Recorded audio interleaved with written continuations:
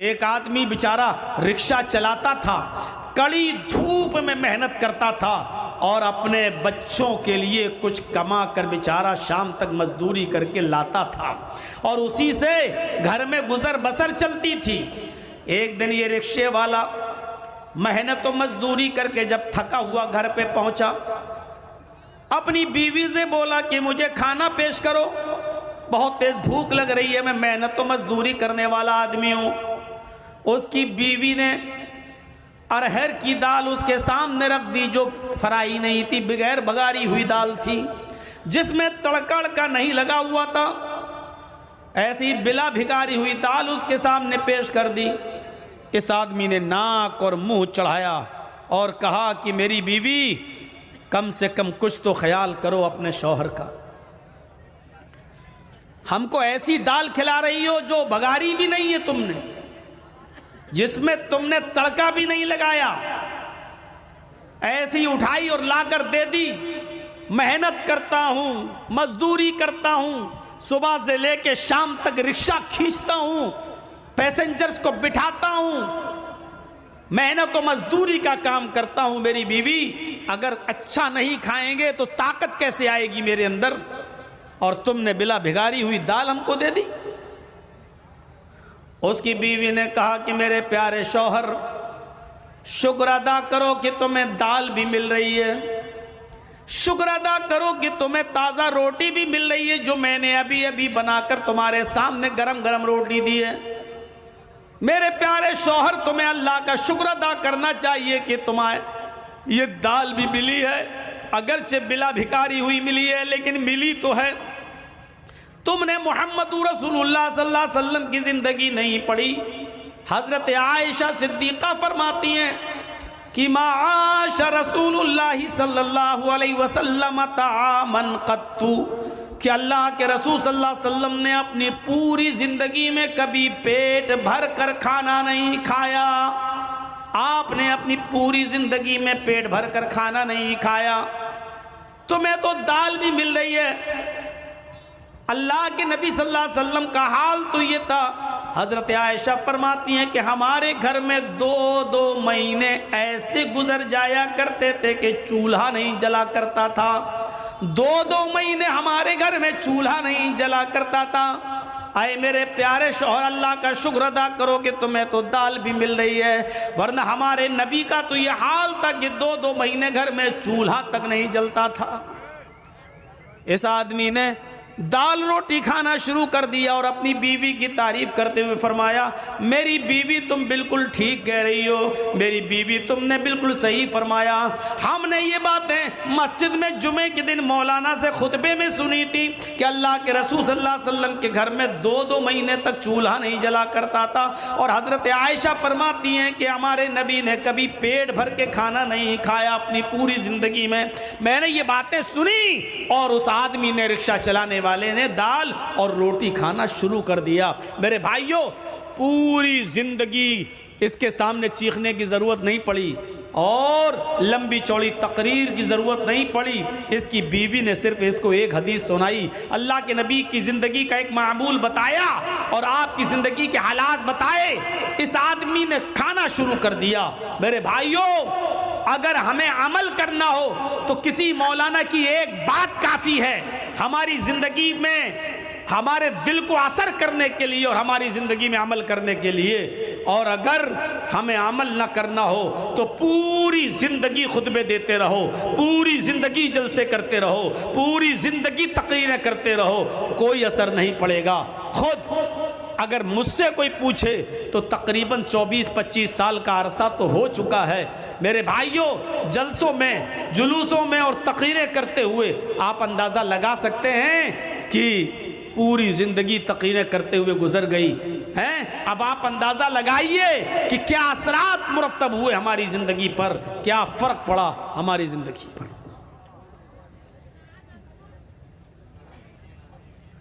ابو الحاکم حمید الدین قریشی کا نام سنا ہوگا۔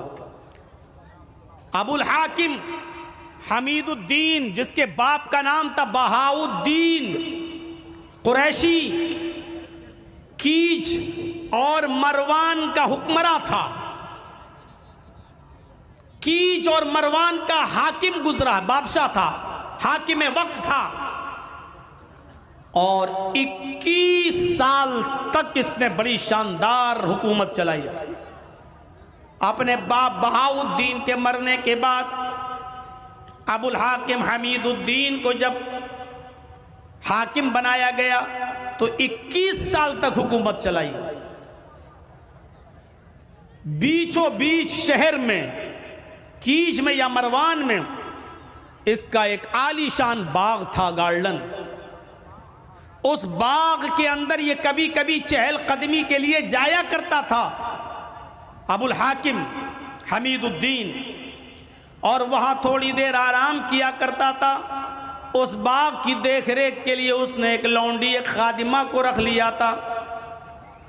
उस लौंडी का काम यह था कि बाग में पानी मारती और अपने हाकिम के लिए, अपने मालिक के लिए, अपने आका के लिए बिस्तर को बिछा देती थी ताकि वो आएंगे और यहां आराम करेंगे। एक दिन अबुल हाकिम हमीदुद्दीन बाग में गया। उसने देखा कि जिस बिस्तर पर मैं आराम करता हूं उस बिस्तर पर लौंडी सो रही है, मेरी खादिमा सो रही है। भाई उसने देखा लौंडी जो थी, उसकी खादिमा जो थी, उसने सोचा कि हम रोज़ाना इसका बिस्तर बिछाते हैं, नरम गरम बिस्तर, फूल भी उस पर डालते हैं, देखें इस नरम गरम बिस्तर पर थोड़ी देर लेट कर देखते हैं अमीरों का बिस्तर कैसा होता है, हाकिम वक्त का बिस्तर कैसा होता है, देखें उस पर लेटने में कैसा महसूस होता है। इस अबुल हाकिम ने हमीदुद्दीन के बिस्तर पर ये थोड़ी देर के लिए लेट गई, ये सोचकर कि देखें बिस्तर कैसा होता है। जैसी वो लेटी और उसको नींद आ गई।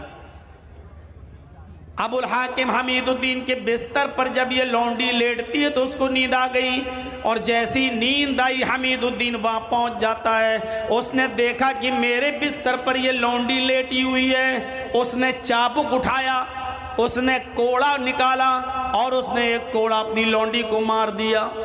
कोड़ा चमड़े का होता था, लकड़ी में, डंडे में, लाठी में चमड़े का चमड़ा लगा रहता था, और चमड़े का एक कोड़ा बड़ी तेज लगता है। उसने उसकी पीठ पर मारा। उस लौंडी ने उस चमड़े के कोड़े की तकलीफ महसूस की और उठ जाती है। उड़ती और सीधे अपने कपड़ों को समेटती और सीधे खड़ी हो जाती है और कहती है, सॉरी, मुझे माफ़ कर दीजिए, मैं इस बिस्तर पर सोना नहीं चाहती थी, मैं तो सिर्फ लेट कर देखना चाहती थी कि देखें इस बिस्तर पर कैसा लगता है। जिस बिस्तर पे आप रोज़ाना आराम करते हैं, मैं ये देखना चाहती थी कि इस बिस्तर पर लेटने में कैसा महसूस होता है। मैं जैसे ही लेटी मुझे नींद आ गई, मुझे माफ़ कर दो। अबुल हाकिम ने कहा हमीदुद्दीन ने, नहीं, सज़ा मिलेगी। तेरी हिम्मत कैसे हुई इस बिस्तर पर लेटने की? अपने आका के, अपने मालिक के बिस्तर पर एक मामूली और 2 कौड़ी की लड़की, तू लेटेगी इस पर? उसने उस लड़की को, उस लौंडी को खड़ा कर दिया। एक कोड़ा तो मार चुका था उसने, एक एक करके 9 कोड़े और मारे। दूसरा कोड़ा मारा, उस लौंडी की खाल छिल गई। तीसरा कोड़ा मारा, खाल और फट गई। चौथा कोड़ा मारा, पूरी चमड़ी लाल पड़ गई। 5वां कोड़ा मारा, खून गिरने लगा। 6ठा और 7वां कोड़ा भी मारा, खून के कतरे अब जमीन के ऊपर गिरने लगे और उस लौंडी के कपड़े लाल होने लगे। लेकिन उस लौंडी ने हिम्मत बांध ली। ये एक एक कोड़ा मारता जाता और वो मुस्कुराती जाती। इसने एक और कोड़ा मारा, वो और तेज मुस्कुराई। इसने एक और कोड़ा मारा तो वो और तेज मुस्कुराई। जब ये 10 कोड़े मार चुका तो कहने लगा, ए लौंडी, मैं तुझे सजा देने के लिए मार रहा हूँ, तुझे तकलीफ देने के लिए तुझ पर चोट कर रहा हूँ और कोड़े पे कोड़ा बरसा रहा हूँ और तू है हंस रही है। क्या बात है, तुझे तकलीफ नहीं हो रही है? उस लौंडी ने जवाब दिया कि मुझे तकलीफ तो बहुत हो रही है, हर कोड़े की तकलीफ मुझे हो रही है, हर कोड़े की तकलीफ मुझे हो रही है, लेकिन मैं मुस्कुरा रही हूं। ابو الحاکم حمید الدین نے پوچھا تم کیوں مسکرا رہی ہو؟ اس نے کہا میں اس لیے مسکرا رہی ہوں کہ کچھ سوچ رہی ہوں۔ حمید الدین نے پوچھا کیا سوچ رہی ہے؟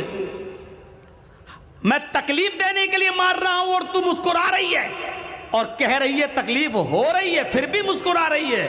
کہاں دیکھ یہ خون کے قطرے دیکھ، یہ زمین پر ٹپکنے والا لہو دیکھ، میری پیٹھ جو چھل چکی ہے کھال پھٹ گئی دیکھ، تکلیف نہیں ہو رہی تو یہ سب کیسے ہوا؟ لیکن اس کے باوجود میں کچھ اور سوچ کے ہنس رہی ہوں۔ ابو الحاکم حمید الدین نے پوچھا وہی تو میں سننا چاہتا ہوں، کیا سوچ کے ہنس رہی ہے؟ اس نے کہا میں یہ سوچ کر ہنس رہی ہوں کہ تھوڑی دیر تیرے بستر پر لیٹ گئی تو تیری عدالت میں مجھے یہ سزا ملی، تھوڑی دیر میں تیرے بستر پر سو گئی، تھوڑی دیر میں نے آرام کر لیا تو تیری عدالت میں مجھے یہ سزا ملی۔ میں تیرے بارے میں سوچ رہی ہوں کہ تو پوری زندگی عیش و آرام میں رہا ہے، تو پوری زندگی آرام سے سوتا ہے، تجھے تو کبھی تکلیف ہی نہیں ہوتی۔ جب تھوڑی دیر سونے میں تیری عدالت میں یہ تکلیف ہے، جب تھوڑی دیر آرام کرنے کی اور آرام سے سونے کی تیری عدالت میں یہ سزا ہے، تو اللہ کی عدالت میں اس آدمی کی سزا کیا ہوگی جو پوری زندگی عیش و آرام میں سوتا ہے، جس کو کبھی کوئی تکلیف نہیں پہنچتی، اس کی سزا اللہ کی عدالت میں کیا ہوگی؟ میں تیرے بارے میں سوچ رہی ہوں کہ اللہ کی عدالت میں تیری سزا کیا ہوگی۔ حمید الدین ابو الحاکم نے کوڑا زمین پر پھینکا، اس لونڈی سے کہا جا میں نے تجھے آزاد کر دیا، جا آج کے بعد تو میری غلامی سے میری لونڈیت سے نکل گئی، میں نے تجھے آزاد کر دیا، جا تجھے جہاں جانا ہو، آج کے بعد تو میری لونڈی نہیں۔ اور اس کے بعد میں حکومت چھوڑی، حکمرانی کو خیر آباد کہہ دیا، استعفیٰ دے دیا اور علماء کی صحبت میں چلا گیا، بہت بڑا داعی بن گیا، بہت بڑا مبلغ بن گیا، لوگوں کو دعوت و تبلیغ کا فریضہ انجام دینے لگا، لوگوں کو اللہ اور اس کے رسول کی باتیں بتانے لگا۔ اور ابو الحاکم حمید الدین کا انتقال جب ہوا تو وہ گمنامی کی موت مرا، آج تک پتہ نہیں چلا کہ ابو الحاکم کو حمید الدین کو دفن کہاں کیا گیا۔ پھر اس نے شہرت چھوڑ دی، نام کے لیے جینا چھوڑ دیا اور دعوت و تبلیغ کا فریضہ انجام دینا شروع کر دیا، اور پوری زندگی پھر گمنامی کی زندگی جیا۔ اس پورے واقعے کو بتانے کا مقصد میرا صرف یہ ہے کہ کوئی لمبی چوڑی تقریر نہیں ہوئی تھی، بہت زیادہ اس کے سامنے باتیں نہیں رکھی گئی تھی، صرف اس لونڈی نے اتنا کہا تھا کہ اگر تھوڑی دیر آرام کرنے کی سزا تیری عدالت میں میری یہ ہے تو تیری سزا اللہ کی عدالت میں کیا ہوگی جو پوری زندگی عیش و آرام کے ساتھ رہا۔ اتنی سی بات ابو الحاکم کو حمید الدین کو اثر کر جاتی ہے اور وہ نیک بن جاتا ہے، متقی بن جاتا ہے، پرہیزگار بن جاتا ہے، اور اس نے اپنی زندگی کے اندر ایک انقلاب پیدا کر لیا ہے اور گمنامی کی زندگی جیتا ہے، اور کب مرتا ہے پتہ نہیں چلتا۔ فطرت میں زندگی ہو تو ایک جملہ کافی ہے، اور فطرت میں زندگی نہ ہو تو پوری زندگی چیختے رہو، چلاتے رہو۔ بتایا نا کل بتایا تھا نا ابو طالب کا واقعہ، اللہ کے رسول پوری زندگی کہتے رہے چچا کلمہ پڑھ لو، اور آخری وقت بھی کہا قل یا عمی لا الہ الا اللہ فی اذنی، اے میرے چچا میرے کان میں کہہ دو لا الہ الا اللہ۔ لیکن ابو طالب کو کلمہ نصیب نہیں ہوا، فطرت میں زندگی نہیں تھی، بغیر کلمے کے دنیا سے رخصت ہو گیا اور جہنم کا مستحق ہو گیا۔ میرے پیارے ساتھیوں تصور کرو، فطرت میں زندگی ہو تو ایک جملہ کافی ہوتا ہے، ایک لفظ کافی ہوتا ہے، اور پوری زندگی کے دل میں بٹھانے کے لیے اور پوری زندگی کے عمل کرنے کے لیے۔ آج ہم کہاں ہیں؟ ہمارے پاس کہاں ہیں نیکیاں؟ ہے کوئی محاسبہ کرتا اپنی نیکیوں کا؟ چھوٹی سے چھوٹی نیکی کو بھی حقیر مت سمجھو، چھوٹی سے چھوٹی نیکی کو بھی حقیر مت سمجھو۔ قرآن پڑھیے، اللہ رب العالمین فرماتا ہے فَمَن يَعْمَلْ مِثْقَالَ ذَرَّةٍ خَيْرًا يَرَهُ وَمَن يَعْمَلْ مِثْقَالَ ذَرَّةٍ شَرًّا يَرَهُ۔ اگر ذرہ برابر بھی نیکی کرو گے تو اس کو بھی تم اپنے رب کے نام اپنے نام اعمال میں دیکھ لو گے، ذرہ برابر بھی برائی کرو گے تو اس کو بھی تم اپنے نام اعمال میں دیکھ لو گے۔ چھوٹی سے چھوٹی نیکی کو بھی حقیر مت سمجھو، اس میں کیا ہو جائے گا۔ کل میں نے بتایا تھا نا، چھوٹی سے چھوٹی نیکی، راستے سے گزر رہے ہیں، پتھر پڑا ہٹا دو، کانٹا پڑا ہٹا دو، یہ نہ سمجھو یار یہ کوئی نیکی ہے۔ چھوٹی سے چھوٹی نیکی کو بھی حقیر مت سمجھو۔ اللہ کے رسول ایک مرتبہ خطبہ دے رہے ہیں اور عورتوں کو مخاطب کر کے کہہ رہے ہیں یا معاشر النساء، اے عورتوں کی جماعت، اے مستورات، اے عورتوں، تم اپنے گھر میں، تم اپنے گھر کے پڑوس میں رہنے والی کسی پڑوسن کو صدقہ اور خیرات کرنے میں کبھی حقارت محسوس مت کرنا۔ تم اپنے گھر کے پڑوس میں رہنے والی پڑوسن کو صدقہ اور خیرات کرو، اگرچہ کچھ بھی دینے کے لیے نہ ہو تو ایک بکری کا کھر ہی دے دیا کرو۔ بکری کا کھر ہی کیوں نہ ہو، بکری کا کھر، بکری جس سے چلتی ہے، یہ پیروں کا یہ نچلے والا حصے کو کھر کہا جاتا ہے نا۔ یہ عرب کے اندر سب سے گھٹیا چیز مانی جاتی تھی، سب سے کمتر چیز سمجھی جاتی تھی۔ تو اللہ کے نبی صلی اللہ علیہ وسلم کہہ رہے ہیں کہ آئے عورتوں اپنے پڑوسن کو صدقہ اور خیرات کرو، اگرچہ بکری کا کھر ہی کیوں نہ ہو، بکری کا کھر بھی تمہیں دینا پڑے تو دے دو، صدقہ اور خیرات کرو، دو تم ان کو، صدقہ اور خیرات کرو، اس نیکی کو حقیر مت سمجھو۔ آئیے اور ایک اور روایت کی طرف میں تمہیں لے کے چلتا ہوں، بخاری کی روایت ہے۔ اللہ کے نبی صلی اللہ علیہ وسلم فرماتے ہیں فَاتَّقُوا النَّارَ وَلَوْ بِشِقِّ تَمْرَةٍ، وَلَوْ بِشِقِّ تَمْرَةٍ پر غور کرو۔ فَاتَّقُوا النَّارَ، لوگوں تم اپنے آپ کو جہنم سے بچاؤ، اپنے آپ کو جہنم سے بچاؤ، آگ سے بچاؤ، دوزخ سے بچاؤ۔ کیسے بچاؤ؟ وَلَوْ بِشِقِّ تَمْرَةٍ، اگرچہ تمہیں کھجور کا ٹکڑا ہی دینا پڑے اس کو بھی اللہ کے راہ میں صدقہ و خیرات کرو۔ کھجور تو بڑا ہو گیا، یہ کھجور ہے، یہ کھجور نہیں ہے تمہارے پاس، آدھا کھجور ہے یا اس کا ایک ٹکڑا ہے تمہارے پاس، چوتھائی حصہ، 1/4 ڈیک، 1/4 کھجور، ایک کھجور کا بھی چوتھائی حصہ ہے آپ کے پاس۔ اللہ کے نبی کہہ رہے ہیں کہ اگر وہ بھی تمہارے گھر پہ رکھا ہے، فاضل ہے، تو وَلَوْ بِشِقِّ تَمْرَةٍ، تو وہ بھی کسی نہ کسی غریب کو یا غریب کے بچے کو دے دو، کھلا دو اس کو، اپنے آپ کو جہنم سے بچاؤ۔ کھجور کے ٹکڑے کی حیثیت کیا ہے؟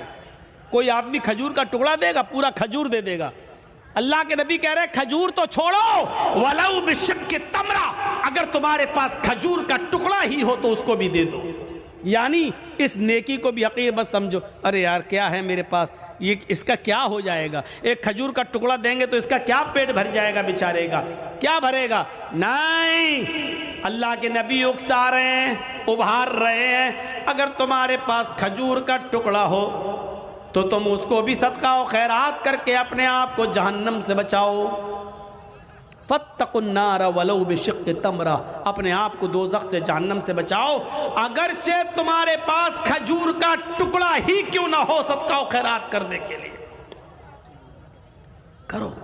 وہ حدیث یاد ہے نا، بخاری کی حضرت عائشہ فرماتی ہے کہ میرے پاس ایک مانگنے والی آئی، جاءتنی سائلہ، میرے پاس مانگنے والی آئی، وَمَعَهَا صَبِيَّانُ، اس کے ساتھ 2 چھوٹے چھوٹے بچے تھے، مانگنے لگی میرے پاس ایک کھجور تھی، میں نے وہ کھجور لا کر اس عورت کو دے دیا، اس کھجور نے اس کے 2 ٹکڑے کر دیے، ایک ٹکڑا اس بچے کو دے دیا، ایک ٹکڑا اس بچے کو دے دیا، ایک ٹکڑا اس بچے کو دے دیا، ایک ٹکڑا اس بچے کو دے دیا، اور اپنا خود نہیں کھایا، ان دونوں بچوں نے آدھی آدھی کھجور کھا لی اور چلی گئی وہ عورت اپنے بچے کو لے کر بچوں کو۔ اللہ کے نبی صلی اللہ علیہ وسلم جب گھر میں آئے تو حضرت عائشہ نے پورا منظر بیان فرمایا، تو اللہ کے نبی صلی اللہ علیہ وسلم نے فرمایا وجبت علیہ الجنہ، عائشہ جو عورت اپنے بچوں کے کھانے پینے کی آزمائش میں مبتلا کر دی گئی، جو اپنے بچوں کی پرورش میں آزمائی گئی اور اس آزمائش میں پوری اترتی ہے، اس عورت کی اوپر جنت واجب ہے۔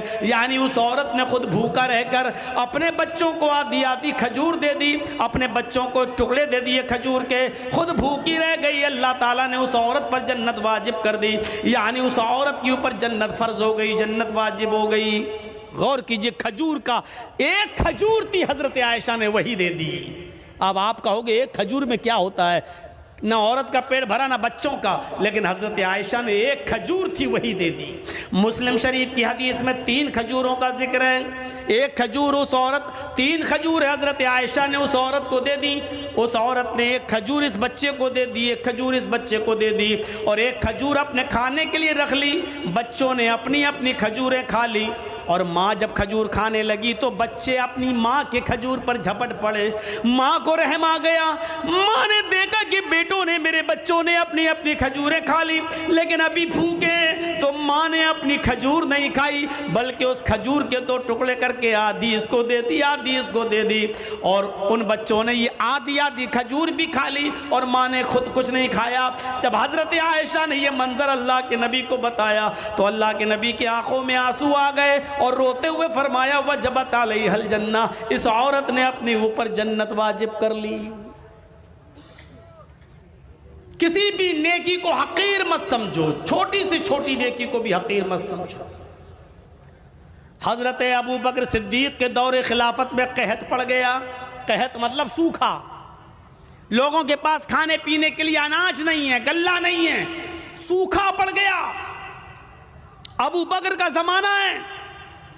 حضرت عثمان غنی رضی اللہ تعالیٰ عنہ کے پاس ملک شام سے غلہ لدا ہوا، اونٹ آئے تھے جس پر غلہ لدا ہوا تھا، اور اونٹ کتنے تھے؟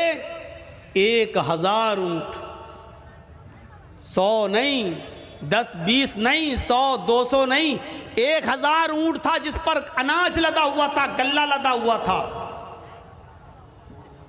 جب مدینے کے تاجروں کو پتہ چلا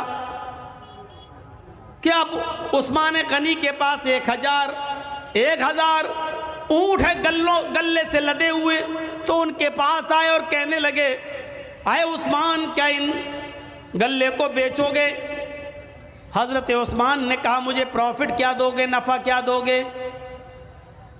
فرمایا آپ کے 10 روپے کا مال ہم 12 روپے میں لینے کے لیے تیار ہیں، 10 درہم کا مال 12 درہم میں لینے کے لیے تیار ہیں۔ حضرت عثمان نے فرمایا پھر چھوڑو، مجھے اس سے بھی زیادہ پروفٹ مل رہی ہے۔ کہا کہ اچھا 13 لے لو، آپ کا ہر 10 درہم کے مال پر 13 درہم ہم سے لے لو، ہم اس کو بیچیں گے جتنا چاہیں گے، قحط پڑا ہوا ہے، سوکھا پڑا ہوا ہے، ہمارا مال تو بکی جائے گا، آپ 10 کے درہم پر 13 درہم لے لو۔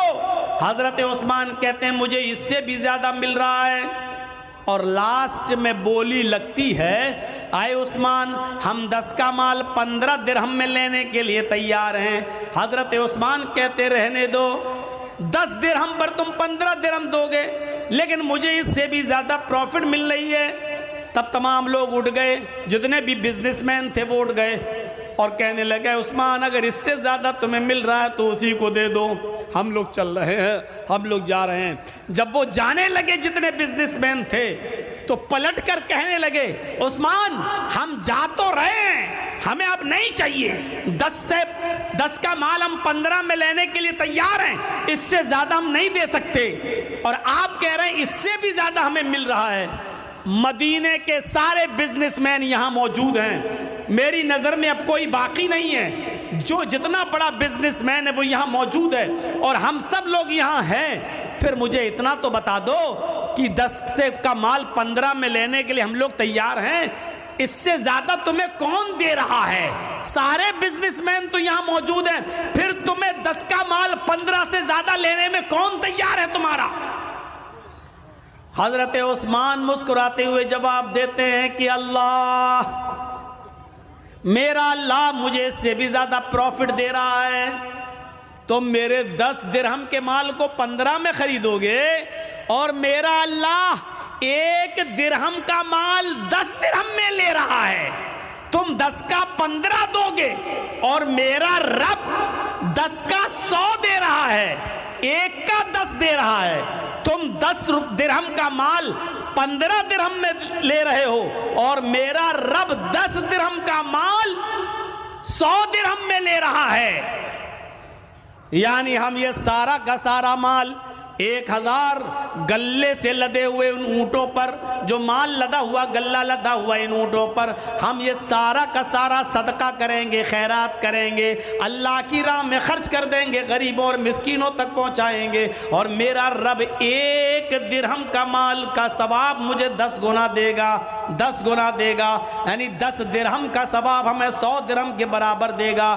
1000 گلے سے لدے ہوئے اونٹوں کے صدقے کا ثواب 10 گنا بڑھا کر، آپ غور کرو، 1000 کا 10 گنا بڑھا دو تو 10,000 گلے سے لدے ہوئے اونٹوں کا صدقہ کرنے کا ثواب ہمیں ملے گا۔ اس لیے آپ جائیے، ہمیں آپ کو مال نہیں بیچنا ہے۔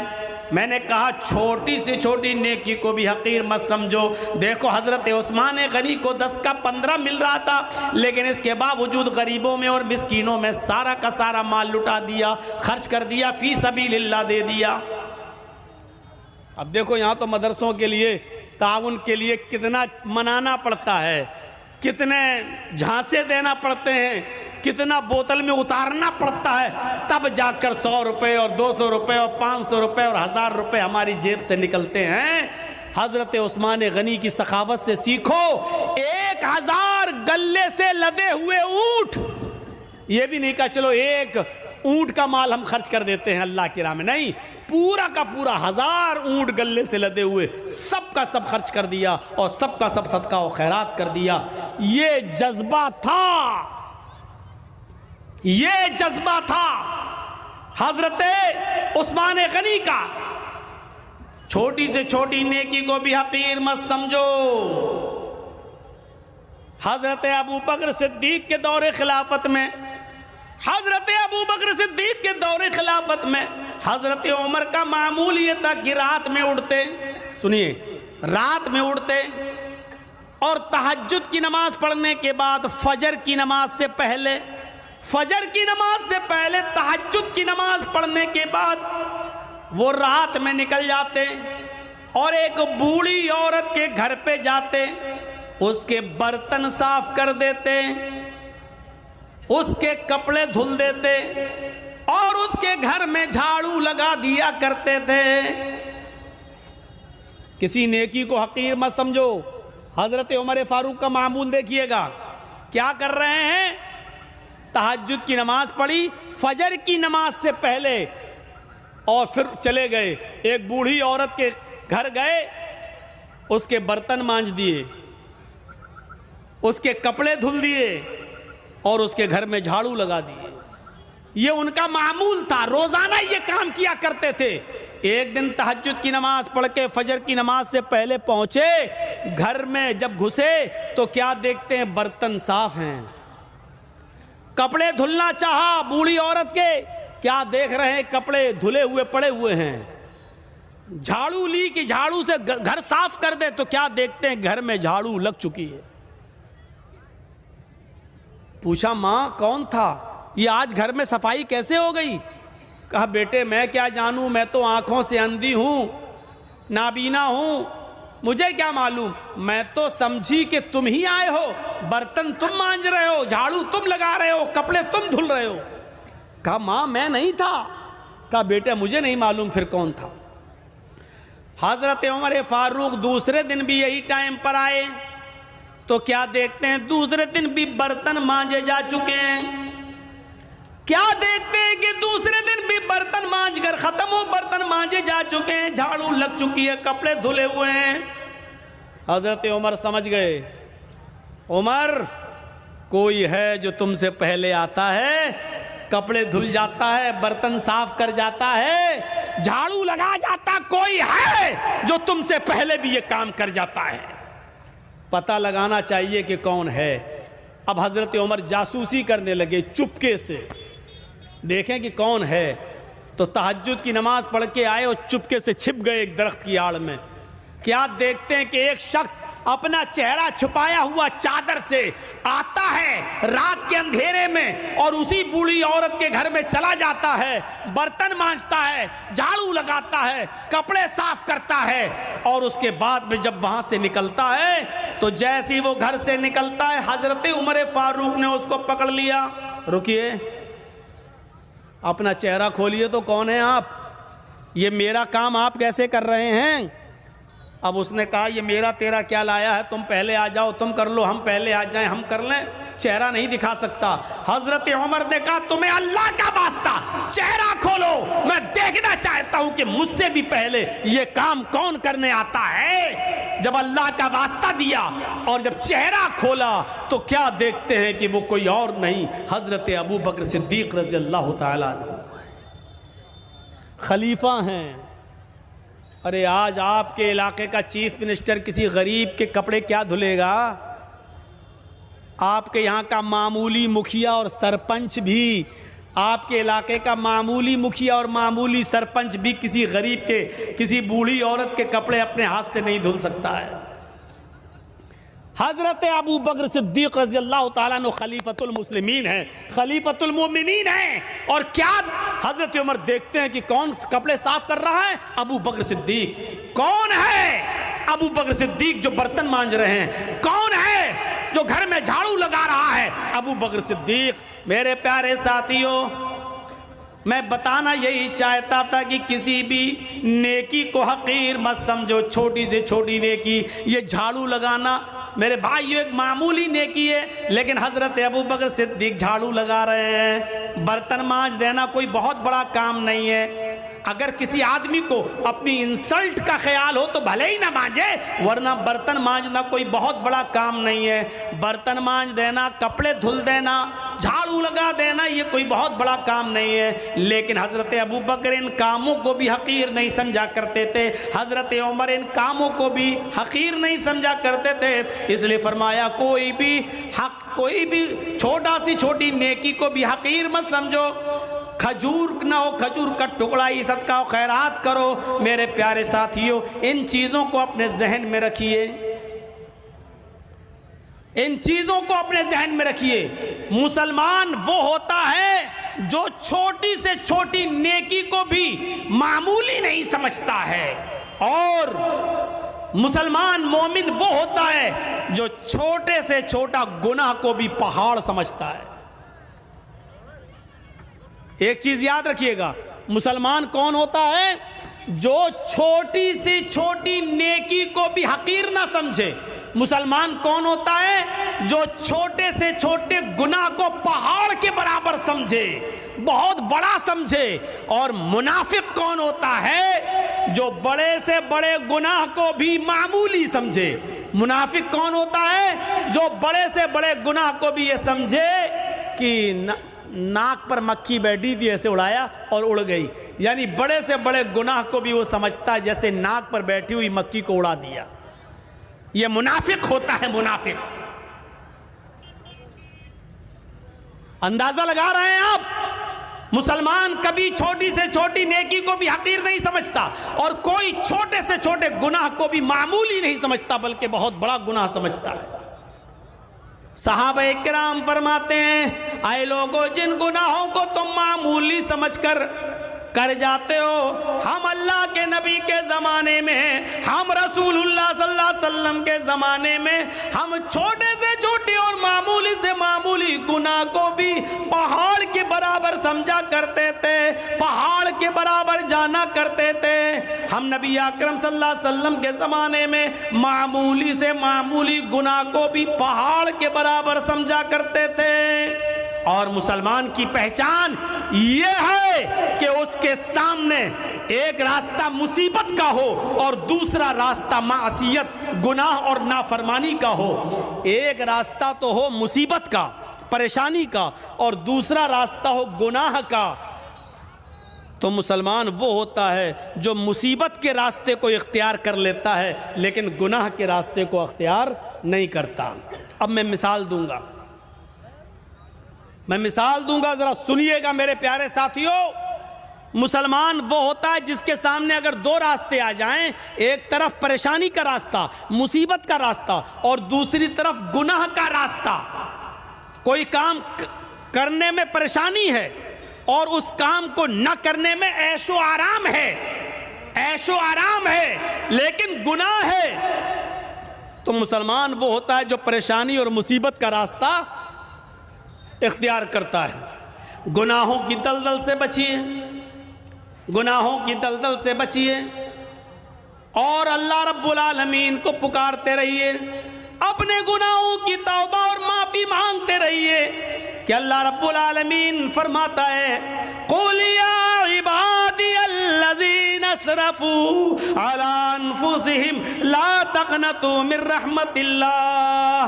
اے محمد صلی اللہ علیہ وسلم میرے بندوں سے کہہ دو، یا عبادی الذین اسرفوا علی انفسہم، اے اللہ کے بندو، اگر تم نے گناہ کر کے، اگر تم نے ظلم کر کے، اگر تم نے عیاری و مکاریاں کر کے گناہ کر ڈالے اور زمین و آسمان بھی بھر لیے، اپنی جانوں پر تم نے ظلم کیا ہے اور تم حد سے آگے بڑھ چکے ہو، لا تقنطوا من رحمت اللہ، کہہ دو اے اللہ کے بندو، اللہ کی رحمت سے نا امید مت ہو جاؤ، اللہ کی رحمت سے نا امید مت ہو۔ اللہ رب العالمین تمہارے گناہوں کو اب بھی معاف کر دے گا، بشرط یہ کہ تم سچے دل سے توبہ کرو، استغفار کرو۔ میرے بھائیوں یاد رکھیے گا، میں نے خطبہ مسنونہ کے بعد جو آیت پڑھی ہے وہ اسی سے متعلق ہے، توبہ اور استغفار سے۔ یا ایھا الذین آمنوا توبوا الی اللہ توبۃ نصوحا عسى ربکم ان یکفر عنکم سیئاتکم ویدخلکم جنات تجری من تحتها الانہار۔ اللہ رب العالمین کیا فرما رہا ہے؟ اے مسلمانوں، اے ایمانوں والو، تم اللہ سے خالص اور سچی توبہ کرو، توبو الی اللہ توبۃ نصوحا۔ اے ایمانوں والو، تم اللہ سے خالص اور سچی توبہ کرو۔ خالص اور سچی توبہ کیا ہوتی ہے؟ توبۃ نصوحا کیا ہوتی ہے؟ توبہ کے مفہوم میں یہ تین چیزیں شامل ہیں۔ اگر کوئی آدمی اللہ سے توبہ کرتا ہے اور یہ تین چیزیں اس کی توبہ میں شامل نہیں ہیں تو وہ توبہ نہیں ہے۔ کوئی گناہ ہو گیا، اللہ توبہ توبہ توبہ توبہ توبہ، یہ توبہ نہیں ہے۔ بہت سے لوگوں کو آپ نے دیکھا ہوگا کوئی گناہ کر بیٹھے، توبہ توبہ توبہ، یہ توبہ نہیں ہے۔ توبۃ نصوحا میں تین چیزیں شامل ہیں۔ پہلی چیز یہ ہے کہ اگر ہم سے کوئی گناہ ہو رہا ہے یا ہو گیا تو ہمیں اس پر ندامت ہو، یہ ہم کیا کر بیٹھے۔ پہلی چیز، کوئی غلطی ہم سے ہو جائے، کوئی گناہ جب ہو جائے تو اس پر پہلی چیز کیا؟ نادم ہونا، شرمندہ ہونا، یہ ہم سے کیا ہو گیا، اللہ یہ ہم سے کیا ہو گیا، پہلی چیز۔ اور دوسری چیز، جو گناہ ہم کر رہے ہیں اسی وقت اس کو چھوڑ دیں۔ مان لیجئے شراب پی رہے ہیں، 2 ہی گھونٹ پیے تھے، یہ مجھ سے کیا ہو گیا، توبہ توبہ استغفر اللہ، یہ کیا ہو گیا، یہ تو حرام چیز ہے۔ پہلی چیز شرمندگی، اور دوسری اب نہ پیئیں، فوراً چھوڑ دیں، دور کر دیں، ترک گناہ فوراً اسی وقت۔ اور تیسری چیز اس میں کیا شامل ہے؟ اے اللہ بہت بڑا جرم ہو گیا، اے اللہ میں وعدہ کرتا ہوں کہ آئندہ کبھی شراب کو ہاتھ نہیں لگاؤں گا، آئندہ کبھی میں اس گناہ کو نہیں کروں گا۔ یہ 3 چیزیں سمجھ لیا نا؟ پہلی چیز شرمندگی ہو، اللہ یہ مجھ سے کیا ہو گیا۔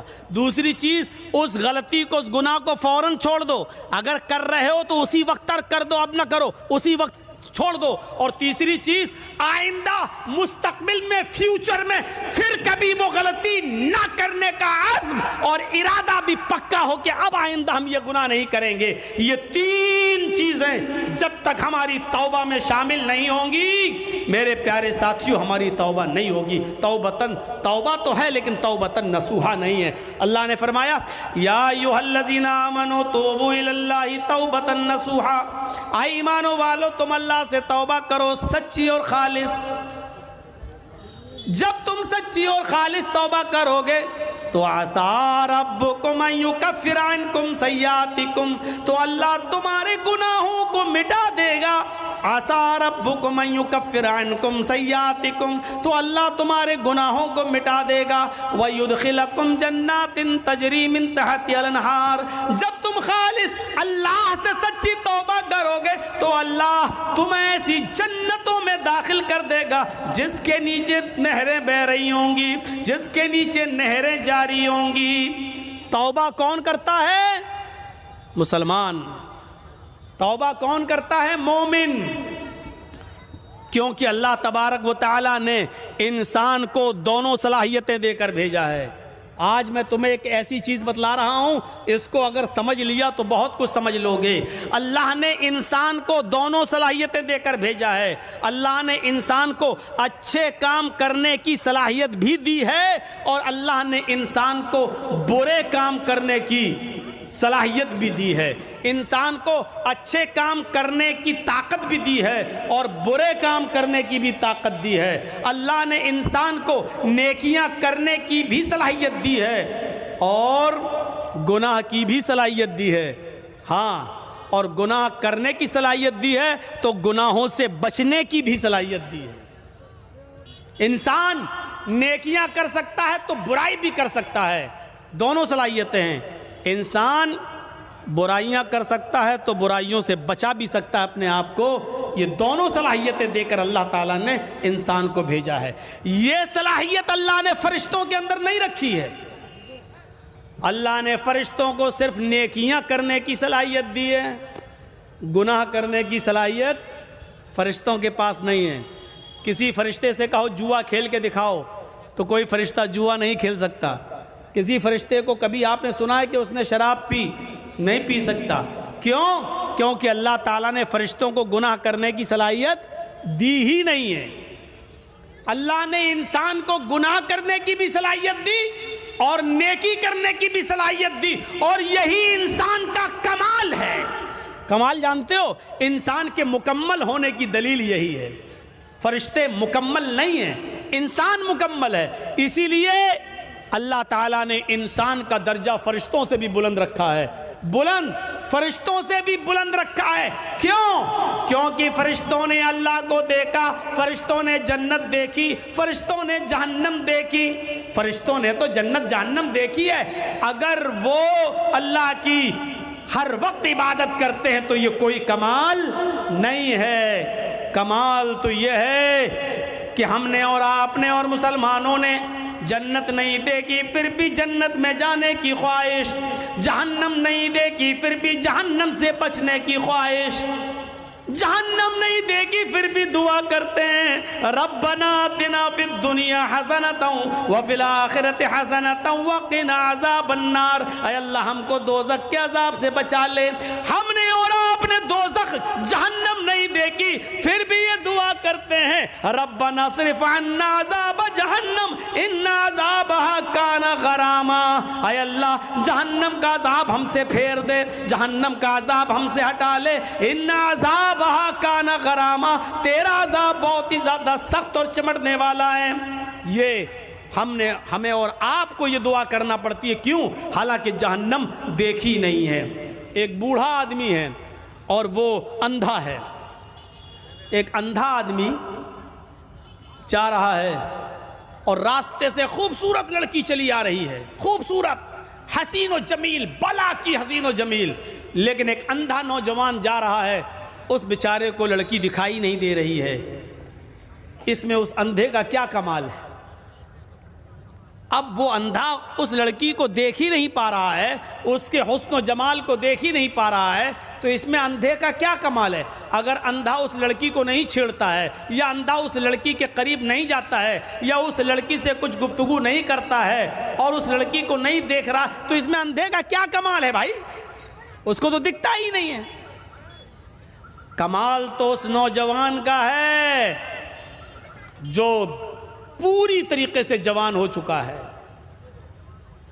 اور سامنے سے خوبصورت لڑکی آ رہی ہے، بلا کی حسینہ ہے، اس کی نظریں اٹھیں لیکن اس نے اپنے نگاہوں کو نیچا کر لیا، فوراً نگاہ کو جھکا لیا، باوجود اس کے کہ آنکھیں تھیں، باوجود اس کے کہ اس لڑکی کو دیکھ سکتا تھا، باوجود اس کے کہ یہ اس لڑکی سے باتیں کرنے پر قادر تھا، طاقت تھی اس کے پاس سب کچھ، لیکن اس کے باوجود اس نے اپنے آپ کو بچایا اور نظریں نیچی کر لی۔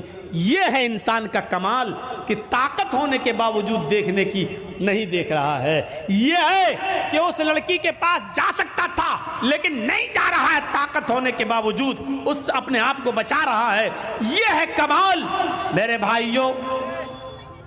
اسی لیے میدان محشر میں قیامت کے دن جو لوگ عرش الہی کے سائے میں ہوں گے، جو لوگ قیامت کے دن جن کو عرش الہی کا سایہ نصیب ہوگا، ان لوگوں میں ایک شخص وہ بھی ہوگا، ان لوگوں میں ایک شخص وہ بھی ہوگا میرے بھائیوں جس کو دنیا میں کسی خوبصورت لڑکی نے بلایا، رجل طلبت امرأۃ ذات منصب و جمال فقال انی اخاف اللہ، جس کو خوبصورت لڑکی نے گناہ کرنے کی دعوت دی کہ آؤ، اس کے پاس وقت بھی ہے، اس کے پاس پیسہ بھی ہے، اس کے پاس ٹائم بھی ہے، اس کو کوئی لڑکی حسین و جمیل دعوت نظارہ بھی دے رہی ہے، اس کو غلط کام کے لیے بلا بھی رہی ہے اور اس کو سارے موقع بھی فراہم کر رہی ہے، اس کے پاس بھی موقع، اس کے پاس بھی موقع، اس کے پاس بھی ٹائم ہی ٹائم، اس کے پاس بھی ٹائم ہی ٹائم، زنا کی طاقت ہونے کے باوجود اور سارے اسباب ہونے کے باوجود، سارے راستے کھلے ہوئے ہونے کے باوجود بھی میرے بھائیوں اس آدمی نے اس لڑکی سے کہہ دیا انی اخاف اللہ، تم اپنا گھر جاؤ، تم اپنا راستہ دیکھو، میں اپنا راستہ دیکھتا ہوں، مجھے اللہ سے خوف ہے، میں اللہ سے ڈرتا ہوں، میں تمہارے قریب نہیں آ سکتا، میں تمہاری بہکی باتوں کا شکار نہیں ہو سکتا، انی اخاف اللہ، مجھے اللہ کا ڈر ہے، میں تیرے قریب نہیں آؤں گا۔ جس نے اللہ کا خوف دکھایا اور اس لڑکی کو دھکا دے دیا، نہیں مجھے تم سے دوری اختیار کرنا، موقع ہونے کے باوجود، لڑکی کی پرمیشن ہونے کے باوجود، لڑکی کی اجازت ہونے کے باوجود اس نے اس کو ہٹایا اور اللہ سے ڈرتے ہوئے اپنے آپ کو بچا لیا، یہ ہے کمال۔ ایسا انسان قیامت کے دن عرش الہی کے سائے میں ہوگا، جب قیامت کے دن اور کوئی دوسرا سایہ نہیں ہوگا میرے بھائیوں۔ فَأَلْهَمَهَا فُجُورَهَا وَتَقْوَاهَا، ہم نے انسان کو دونوں صلاحیتیں دے کر بھیجا ہے، انسان کو گناہ کی طاقت بھی دی ہے اور نیکیوں کی طاقت بھی دی ہے، انسان نیکی کا کام بھی کر سکتا ہے اور گناہ کا کام بھی کر سکتا ہے، لیکن کمال تو یہ ہے کہ گناہ کرنے پر طاقت ہونے کے باوجود گناہ نہ کرے۔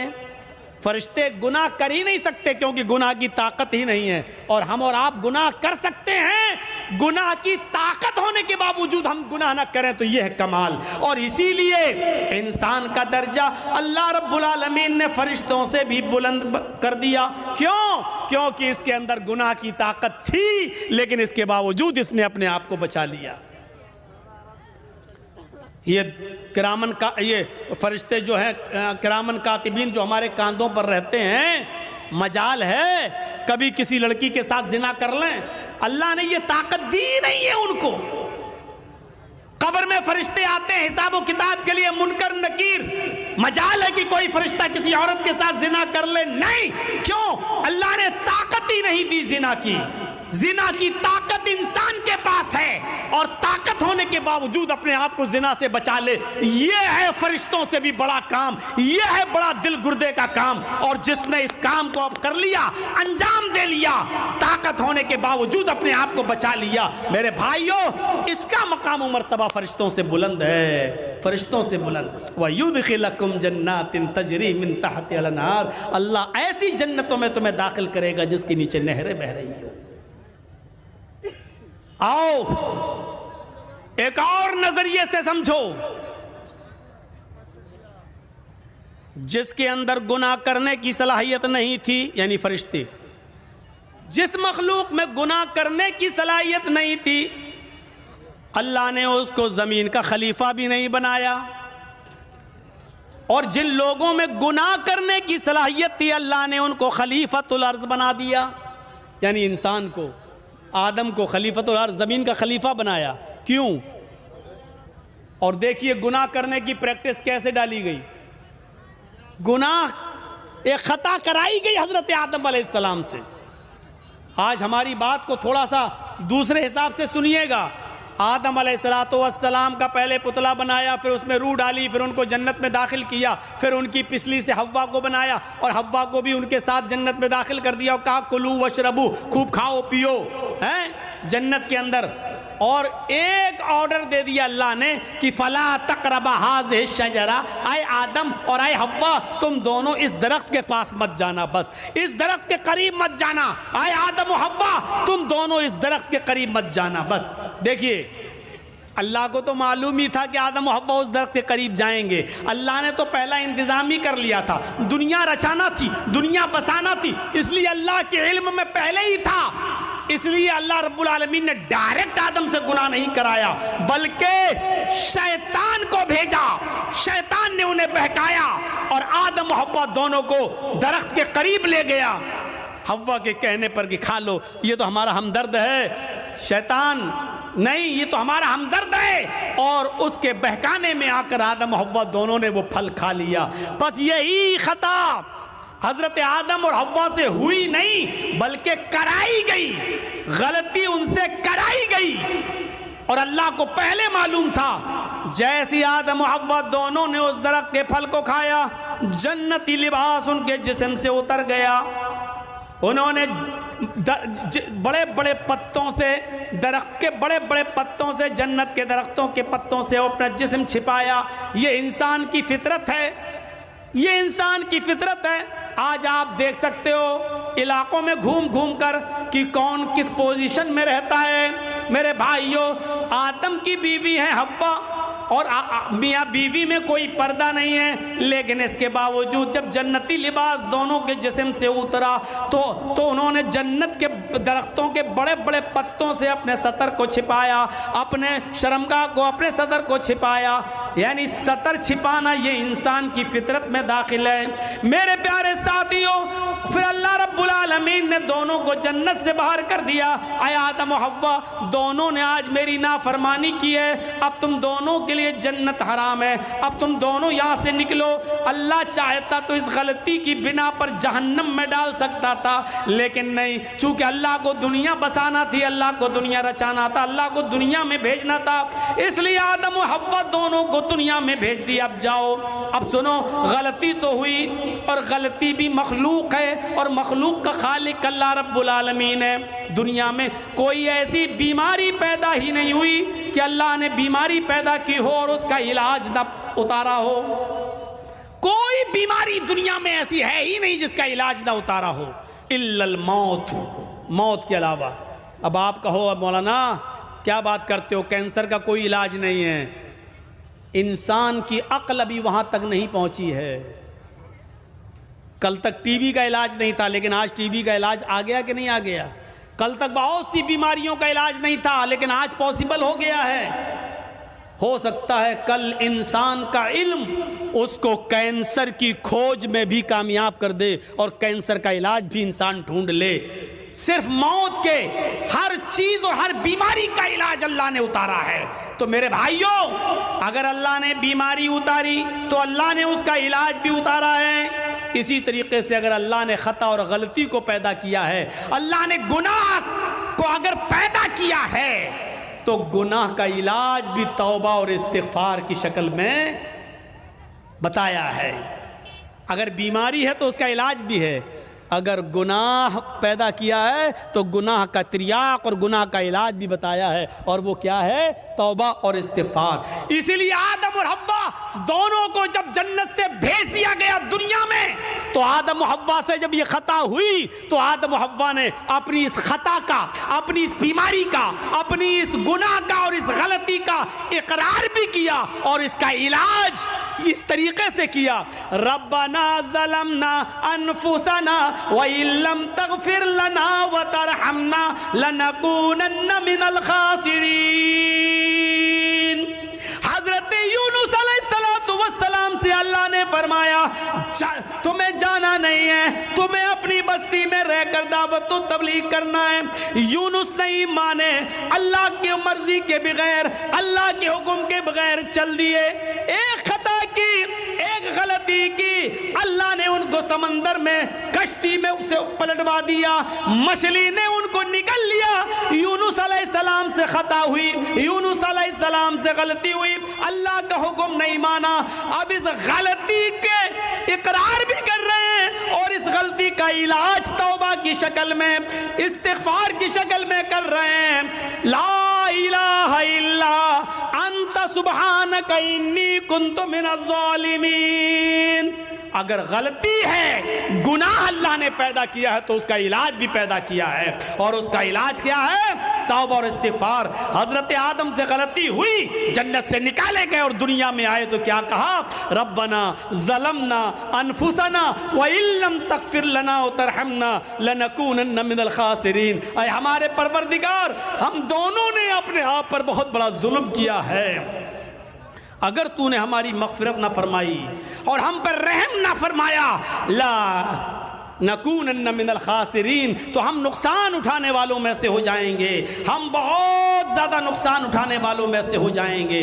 اور اسی وجہ سے دیکھیے، آپ دیکھیے کیسا جواب، ترکی بترکی جواب۔ ادھر اللہ رب العالمین شیطان کو بھی بھگا رہا ہے، راندہ درگاہ کر رہا ہے۔ اے شیطان، اے ابلیس، ہم نے کہا تھا آدم کو سجدہ کر، فَسَجَدُوا إِلَّا ابلیس، سارے فرشتوں نے آدم کو سجدہ کیا سوائے ابلیس کے، ابا، انکار کر دیا، وَاسْتَكْبَرَ، اور تکبر میں آ گیا۔ اے ابلیس، ہماری نافرمانی کرنے کے عوض تجھے بھی نکالا جا رہا ہے، راندہ درگاہ کیا جا رہا ہے۔ تو جانتے ہو ابلیس نے کیا کہا تھا؟ جانتے ہو شیطان نے کیا کہا تھا؟ جب شیطان کو نکالا گیا، اللہ نے راندہ درگاہ کیا، تو شیطان نے چیلنج دیتے ہوئے کہا تھا اللہ سے کہ اے اللہ الہ العالمین، ہم نے آدم کو سجدہ نہیں کیا، تجھے تو سجدہ کرتا تھا، تیری عبادت تو کرتا تھا، میں نے آدم کو سجدہ نہیں کیا، وہ مٹی سے پیدا ہے، میں آگ سے، میں اپنے سے کمتر مخلوق کے سامنے نہیں جھکا، ارے میں نے آدم کو سجدہ نہیں کیا تو مجھے نکال رہا ہے، جبکہ میں تجھے سجدہ کرتا تھا۔ روئے زمین پر، پوری کائنات پر 4 انگلی کے برابر بھی کوئی جگہ ایسی خالی نہیں جہاں شیطان نے اللہ کو سجدہ نہ کیا ہو، اتنا سجدہ کرتا تھا وہ اللہ کو، اتنی عبادت کرتا تھا اللہ کی، لیکن ایک بات نہیں مانی، آدم کو سجدہ کرو، نہیں کیا اس نے۔ ارے ہم تو کتنی نافرمانی کرتے ہیں اللہ کی، اور اتنی عبادتیں بھی نہیں ہماری، ہم اپنا انجام سوچیں، اپنے بارے میں ذرا غور کریں۔ شیطان نے تو چپے چپے پر سجدہ کیا تھا، 4 انگلی کے برابر بھی کوئی جگہ ایسی نہیں جہاں شیطان نے سجدہ نہ کیا ہو، ہر جگہ سجدہ، لیکن اللہ نے کہا آدم کو سجدہ کرو، نہیں مانی اس کی بات، نہیں اللہ میں مٹی سے، آگ سے، اور وہ مٹی سے، آگ مٹی کے سامنے جھکے گی؟ اللہ نے کہا نکلو، اور جب نکالا گیا تو کیا کہا اس نے چیلنج دیتے ہوئے؟ قسم ہے مجھے اپنے تکبر کی، اے اللہ الہ العالمین، آدم کی وجہ سے تو مجھے نکال رہا ہے نا، آدم کی وجہ سے تو مجھے نکال رہا ہے نا، میں آخری سانس تک تیرے بندے آدم اور آدم کی اولاد سے گناہ کے کام کراتا رہوں گا، دنیا میں بھی میں ان سے گناہ کے کام کراتا رہوں گا، ہم تیرے بندے آدم سے اور آدم کی اولاد سے آخری سانس تک ان سے غلط کام کراتا رہوں گا، اور ان کو گناہوں کی دلدل میں ڈال کر آخری سانس تک ان سے گناہ کے کام کرا کر ان کو آخری دم تک ان سے گناہ کراتا رہوں گا، اور اسی گناہ پر ان کو وہ موت آئے گی اور اپنے ساتھ لے کر ہم ان کو جہنم میں جائیں گے۔ اے اللہ قسم ہے مجھے اپنے تکبر کی کہ میں تیرے بندے آدم اور آدم کی اولاد سے آخری سانس تک گناہ کراتا رہوں گا اور ان کو قیامت کے دن اپنے ساتھ جہنم میں لے جاؤں گا۔ تو ادھر اللہ نے اس کے چیلنج کو قبول کرتے ہوئے ترکی بترکی جواب دیا، اے ابلیس جا تو میرے بندے کو آخری وقت تک بہکا، جا تو آدم کی اولاد سے آخری وقت تک گناہ کے کام کرا، جا میں تجھے اجازت دیتا ہوں آخری وقت تک تو میرے بندوں کو بہکاتا رہے اور ان سے گناہ کے کام کراتا رہے اور تو ان کو اپنے ساتھ جہنم میں لے جاتا رہے، جا مجھے تیرا یہ چیلنج قبول ہے، لیکن قسم ہے مجھے بھی اپنے عزت و جلال کی، میں بھی اپنے بندے کے آخری وقت تک کی توبہ کو قبول کرتا رہوں گا، میں اپنے بندے کے آخری وقت تک کے گناہ کو معاف کر دوں گا اگر اس نے سچی اور خالص توبہ کی، یعنی توبۃ نصوحا، اگر میرے بندے نے خالص اور سچی توبہ کی تو میں اپنے بندے کی اس توبہ کو قبول کر کے اور آخری وقت تک کے گناہ کو معاف کر کے اپنے بندوں کو جنت میں داخل کرتا رہوں گا۔ تو آخری سانس تک گناہ کراتا رہے گا، میں آخری سانس تک اپنے بندے کی توبہ کو قبول کرتا رہوں گا، تو آخری سانس تک جہنم میں لے جانے کی کوشش میں رہے گا، میں آخری سانس تک اپنے بندے کو بخش کر جنت میں داخل کرنے کی کرتا رہوں گا۔ میرے بھائیوں ترکی بترکی جواب، اس لیے توبہ اور استغفار کرو۔ کیا لگتا ہے آپ کو اتنا سا جملہ کہنے میں؟ گناہ اللہ نے اتارا ہے تو اس کا علاج توبہ اور استغفار بھی اتارا ہے۔ کوئی گناہ ہو جائے فوراً کہو استغفر اللہ ربی من کل ذنب واتوب الیہ، اور اڑتے بیٹھتے چلتے پھرتے یہ جملہ پڑھتے رہو۔ کتنا سا جملہ ہے یار، استغفر اللہ ربی من کل ذنب واتوب الیہ، اڑتے پھرتے چلتے پھرتے کھاتے پیتے جملے پڑھتے رہو۔ استغفر اللہ ربی، میں مغفرت طلب کرتا ہوں اللہ کی، استغفر اللہ میں اللہ سے مغفرت طلب کرتا ہوں جو میرا رب ہے، من کل ذنب ہر گناہ سے، واتوب الیہ اور اسی سے توبہ کرتا ہوں، اسی کی طرف رجوع ہوتا ہوں۔ یہ ایسی دعا ہے کہ خود اللہ کے نبی صلی اللہ علیہ وسلم یہ دعا پڑھا کرتے تھے اور کہا کرتے تھے لوگوں استغفروا ربکم وانی لاستغفر اللہ فی اليوم 100 مرہ، اے لوگوں تم اپنے رب سے مغفرت مانگا کرو، اے لوگوں تم اپنے رب سے مغفرت طلب کیا کرو، انی لاستغفر اللہ فی اليوم 100 مرہ، محمد رسول اللہ کا نہیں میرا حال یہ ہے کہ میں ایک دن میں 24 گھنٹے میں صبح اور شام میں 100 سے زیادہ بار اللہ سے مغفرت طلب کرتا ہوں، اللہ سے استغفار کرتا ہوں، میرا حال یہ ہے کہ میں 100 سے زیادہ بار اللہ سے مغفرت طلب کرتا ہوں۔ اللہ تعالیٰ نے اپنے نبی محمد رسول اللہ کو حکم دیا وَقُلْ رَبِّ اغْفِرْ وَارْحَمْ وَأَنْتَ خَيْرُ الرَّاحِمِينَ وَقُلْ رَبِّ اغْفِرْ، اے محمد صلی اللہ علیہ وسلم کہہ دو، یہ کہتے رہو رب اغفر، اے اللہ میری مغفرت فرما، وَارْحَمْ میرے اوپر رحم فرما، وَأَنْتَ خَيْرُ الرَّاحِمِينَ اور تو بہت زیادہ رحم کرنے والا ہے۔ میرے بھائیوں ان جملوں کو ادا کرتے رہیے۔ اللہ کے نبی بھی کہتے تھے وَإِنِّي لَأَسْتَغْفِرُ اللَّهَ فِي الْيَوْمِ 100 مرہ، اللہ کے نبی بھی کہا کرتے تھے استغفر اللہ ربی من کل ذنب واتوب الیہ، یہ مغفرت طلب کرنا بہت ضروری ہے۔ اور جانتے ہو مغفرت کے فائدے کیا ہیں؟ مغفرت کے فائدے کیا ہیں؟ حضرت نوح علیہ السلام نے اپنی قوم سے کہا تھا جب قحط پڑ گیا، بہت زیادہ سوکھا پڑ گیا، تو اپنی قوم کے لوگوں سے کہا تھا، کیا کہا تھا؟ وَاسْتَغْفِرُوا رَبَّكُمْ إِنَّهُ كَانَ غَفَّارًا، اے میری قوم کے لوگوں اپنے رب سے مغفرت طلب کرو، اے میری قوم کے لوگوں اپنے رب سے مغفرت طلب کرو، يُرْسِلِ السَّمَاءَ عَلَيْكُمْ مِدْرَارًا، جب تم اپنے رب سے مغفرت طلب کرو گے تو اللہ رب العالمین آسمان سے بارشیں برسائے گا. یہ جو قحط پڑ گیا ہے, جو سوکھا پڑ گیا ہے, اللہ رب العالمین آسمان سے تمہارے اوپر بارشیں برسائے گا اگر تم مغفرت طلب کرو گے, استغفار کرو گے تو. یرسل السماء علیکم مدرارا, اللہ رب العالمین تمہاری اوپر آسمان سے بارش برسائے گا. وَيُمْدِدْكُمْ بِأَمْوَالٍ وَبَنِينَ, اور اللہ رب العالمین تمہیں اولادیں دے گا اور مال سے نوازے گا. وَيُمْدِدْكُمْ بِأَمْوَالٍ وَبَنِينَ, اللہ تمہیں مال بھی دے گا اور اولادیں بھی دے گا. یعنی اگر کسی کا مال رزق میں کمی آ گئی ہے, مال و دولت میں کمی آ رہی ہے, برکتیں نہیں ہو رہی ہیں, تو غور کرو کہ اس کے گناہ بڑھ گئے ہیں, مغفرت طلب کرو, اللہ سے استغفار کرو گے تو اللہ تمہیں مال بھی دے گا, وَبَنِينَ, اور تمہیں اولادیں بھی دے گا. وَيَجْعَلْ لَكُمْ جَنَّاتٍ وَيَجْعَلْ لَكُمْ أَنْهَارًا, اور تمہیں باغات عطا فرمائے گا اور چشمے جاری کرے گا, تمہیں نہریں عطا فرمائے گا.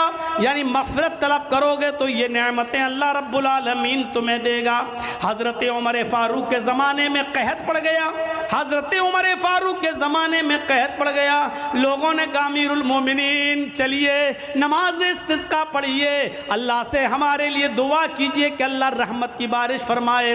سوکھا پڑا ہوا ہے, بچے بھوکے مرنے لگے, حالات بہت خراب ہیں. اے امیر المومنین جنگل کی طرف نکلیے اور اللہ سے بارش طلب کیجئے, نماز استسقاء پڑھیے.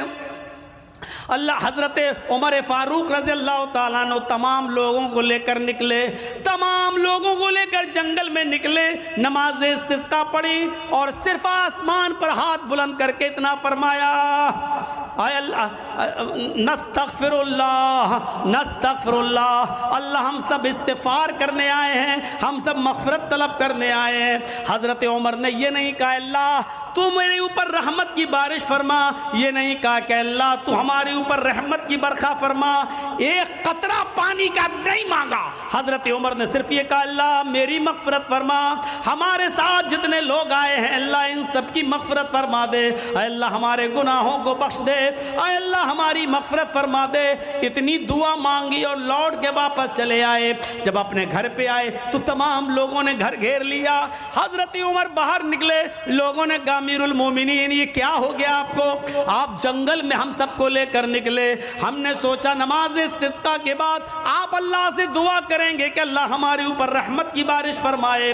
آپ نے بارش کے لیے ایک لفظ بھی اللہ سے نہیں مانگا, آپ نے ایک قطرہ پانی بھی اللہ سے دعا نہیں کی, اور آپ مغفرت کی دعا کر کے چلے آئے. فرمایا اے لوگوں کیا تم نے یہ نہیں پڑھا وَاسْتَغْفِرُوا رَبَّكُمْ إِنَّهُ كَانَ غَفَّارًا, اپنے رب سے مغفرت طلب کرو, وہ بہت ہی زیادہ بخشنے والا ہے. يُرْسِلِ السَّمَاءَ عَلَيْكُمْ مِدْرَارًا, جب مغفرت طلب کرو گے تو اللہ آسمانوں سے موسلا دھار بارش برسائے گا.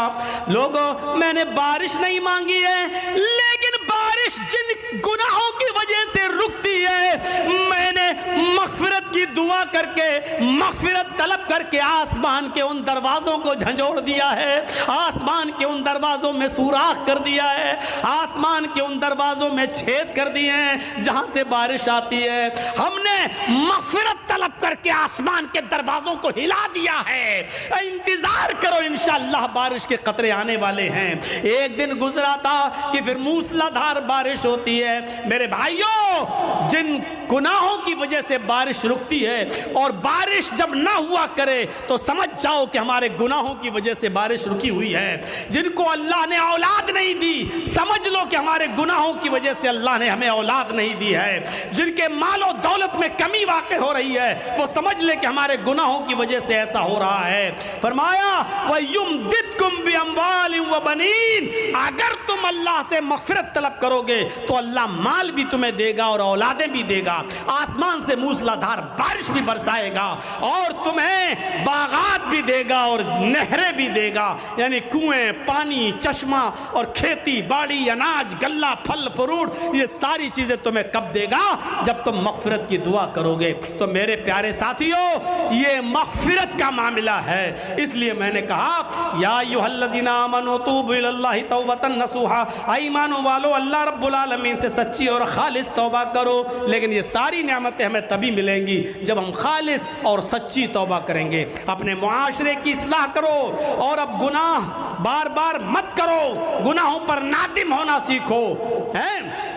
اور دیکھیے آج کے اس اوریانیت کے دور میں، کل میں نے جس کی طرف اشارہ کیا تھا میرے بھائیوں، آج ان تمام گناہوں کی وجہ سے آج اللہ کی نعمتیں ہم سے چھین لی جاتی ہیں، اور اس طریقے کا سبق حاصل کرنا چاہیے ہر جلسے والوں کو بھی، جس طریقے سے میں نے کل بھی اشارہ کیا تھا۔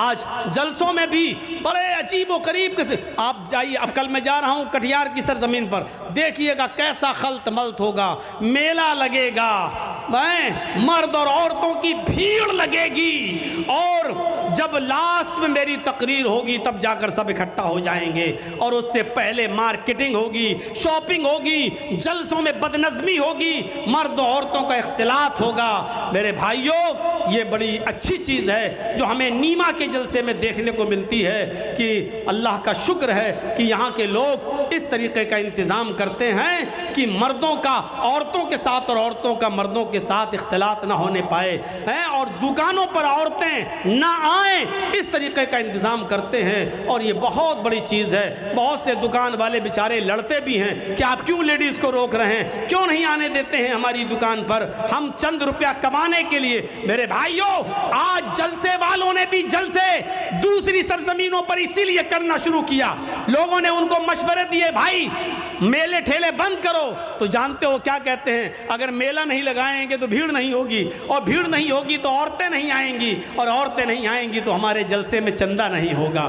یعنی ان کو جلسے کا مقصد دینداری نہیں ہے، ان کا جلسہ کرانے کا مقصد صرف چندہ اور تعاون ہے، دین کا حصول نہیں ہے۔ وہ کہتے ہیں کہ جب تک دکانیں نہیں لگیں گی، میلہ نہیں لگے گا، عورتیں نہیں آئیں گی، اور جب عورتیں نہیں آئیں گی تو بھیڑ نہیں ہوگی، اور جب بھیڑ نہیں ہوگی تو چندہ نہیں ہوگا۔ میرے بھائیوں جب ہماری سوچ یہ ہو جائے تو ایسے جلسوں سے پھر کیا فائدہ ہوگا، اور کیا ہمیں ملے گا، اور کیا ہم سیکھ کر نکلیں گے۔ انما الاعمال بالنیات، سارے عملوں کا دار و مدار تو نیتوں پر ہے، اور جب ہماری نیت میں پہلے ہی یہ ہے کہ ہم جلسے میں میلہ اس لیے لگاتے ہیں کہ عورتیں آئیں، اور عورتوں کو اس لیے بلاتے ہیں تاکہ بھیڑ ہو، اور بھیڑ اس لیے ہو تاکہ ہمارے مدرسے کا چندہ ہو، تو ایسے جلسوں سے ہمیں کچھ نہیں ملے گا، کوئی دین اور کوئی دینداری ہمارے ماحول میں اور ہمارے سماج میں نہیں آئے گی۔ اس لیے دعا کیجئے کہ اللہ رب العالمین ہماری بھی اصلاح فرمائے، ہمارے جلسوں کی بھی اصلاح فرمائے، اجلاس کی بھی اصلاح فرمائے۔ یہی چند باتیں مجھے آپ کے سامنے رکھنا تھیں، اس امید کے ساتھ رخصت ہوتا ہوں کہ انشاءاللہ ہم گناہوں سے بچیں گے، اور ہم گناہوں پر نادم ہوں گے، گناہ کو ترک کریں گے، اور آئندہ کبھی اس گناہ کو دوبارہ نہ کرنے کا عزم اور حوصلہ پیدا کریں گے۔ الہ العالمین تو ہمارے گناہوں کو بخش دے، ہمیں معاف فرما دے، ہمارے گناہوں کو اے اللہ تو نیکیوں سے بدل دے۔